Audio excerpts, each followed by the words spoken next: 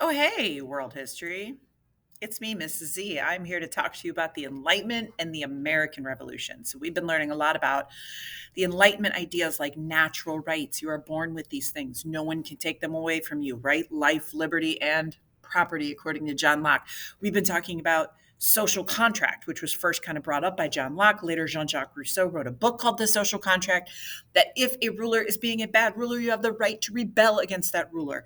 So, we're now going to take a look at how we see this in the United States history, specifically in the American Revolution and the development of our government under the Constitution. So let me get in the mood. Okay, so let's dig in. Here we go. So first of all, you want to understand that John Locke's ideas of natural rights are all over the American Revolution.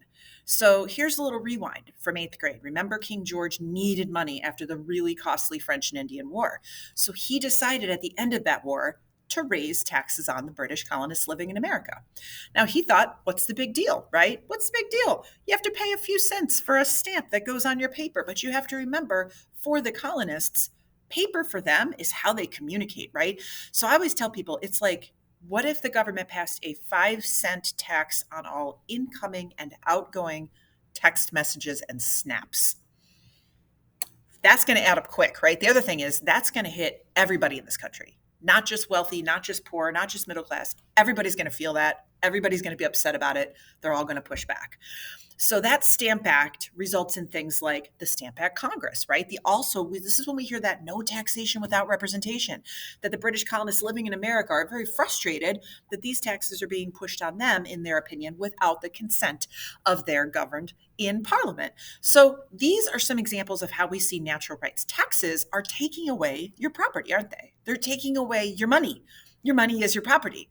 So these are some good examples of how we see John Locke's ideas leading us down the road to those first shots fired right there. You can see them in Lexington and Concord, April 19th, 1775. The shot heard around the world. Okay, next up, you guys are going to take a look at this, but what we really want to look at is the Declaration of Independence is full of John Locke's ideas. First of all, in the preamble, it just straight up says life, liberty, and pursuit of happiness. Thomas Jefferson, who wrote those words, changed it slightly, right? But still, heavy influence of these ideas of natural rights, heavy influence of things like the right to rebel. So if we take a look at the actual Declaration of Independence, and it's really not that long. It's only one page, which if you've ever seen National Treasure, you know. Look at all these things in here: life, liberty, and pursuit of happiness. Oh my gosh. Governments are instituted amongst the men, deriving their powers from the consent of the governed. We have the power, right? And if any, look at this, a long train of abuses by the king, it is their right, it is their duty to throw off such government. Get rid of the bad government that's taking away your rights. Look at all these Enlightenment ideas right here in that Declaration of Independence. And then look at this. We've got 27 reasons why the king is wrong. He has done this. He has passed taxes on us.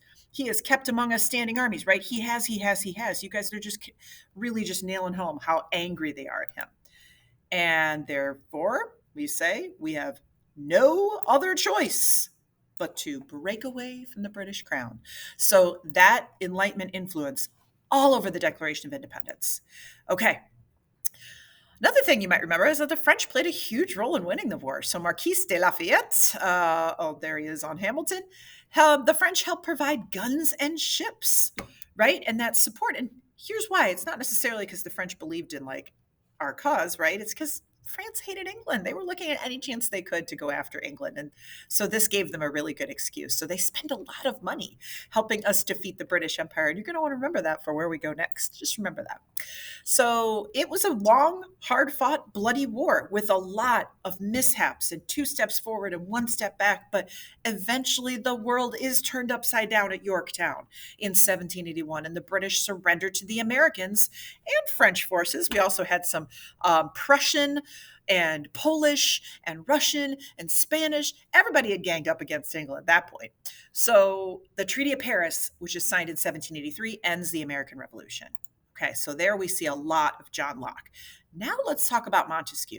How do we see him and what comes next? So we definitely see Montesquieu's ideas of 3 branches checking and balancing each other. That's a huge part of our Constitution. So the fact that the Constitution starts "We the people," that shows the idea of popular sovereignty, you guys, and that's on your study guide. That means the people rule. We rule this government, right? We are in charge. We have a voice. That's a huge foundation of our Constitution. So James Madison, right there, wrote a good chunk of the Constitution and those first 10 amendments, which we now call the Bill of Rights. You see a lot of Enlightenment ideas all over there, right? We've got our checks and balances. We have executive and legislative, which makes the laws, and judicial, which judges the laws. But no one group or person is too powerful. They all make sure that nobody can get too powerful. We also have what's called a federal republic here in the United States. That means there's two different levels, right? We have our federal, which is our national, that unites us. That's always above the state. But we do have our state government, and there's a reason for that. The founding fathers really recognized that this country was going to be geographically huge. And so there are things that are important to Ohioans that maybe aren't as important to maybe somebody from Arizona, right? Like we're really concerned about our freshwater source in Lake Erie and the toxic algae blooms that have been happening, right? Maybe that's something we are really affected by. So Arizonians aren't really as affected by that. They're not really concerned about that. They have their own concerns, water scarcity for them. So the state government gives us the ability to be able to deal with things on a more local level, but that federal government unites us all. So that Bill of Rights, folks, the first 10 amendments in our Constitution protects individual liberties, things like freedom of speech. Oh, hey, there's Voltaire, right? Freedom of religion, your right to a fair trial, protections against cruel and unusual punishment. These are all things in those first 10 amendments. So here's what we're going to do. Here's what we're going to do. I'm going to give you some events. I want you to take a look at those events, and I want you to think about whose Enlightenment ideas are in that event. You're going to see John Locke and Montesquieu all over the place. If you see an event where the ruler's mistreating someone, you have the right to rebel, or anything to do with natural rights, it's probably Locke, right? It's probably Locke. If you see an event that talks about three branches, checking and balancing, limited government, that's probably Montesquieu. Rousseau believes that people should have a say in their government. Democracy is best. And remember, Voltaire thinks freedom of speech should not be limited. So this is essentially going to be kind of a matching. We want to match this up. We want to match up each event with the Enlightenment thinker and just be ready to explain why. So feel free to go back through our notes. Feel free to dig into the book, and let's apply what we've learned. All right. I will see you later.